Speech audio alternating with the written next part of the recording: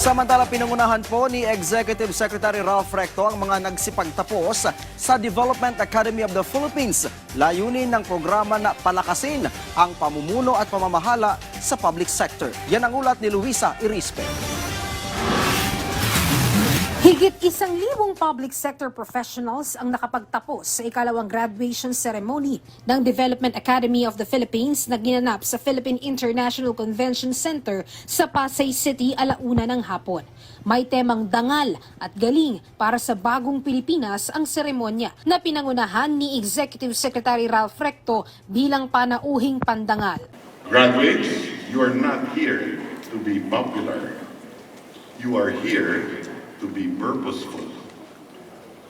And yes, there will be days, many days, I'm telling you, when being purposeful will make you very unpopular. Sometimes it might earn you cases in the Supreme Court.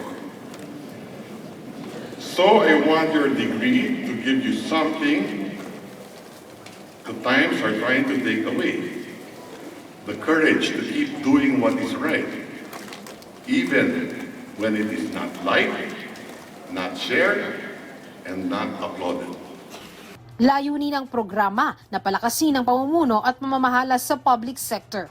Ang mga nakapagtapos ay mga government officials at senior technical staff mula sa national agencies, GOCCs at local government units. Kabilang sa mga programa ng DAP ang graduate degrees, executive at certificate courses at certified productivity specialists. Luisa Erispe para sa Pambansang TV sa Bagong Pilipinas.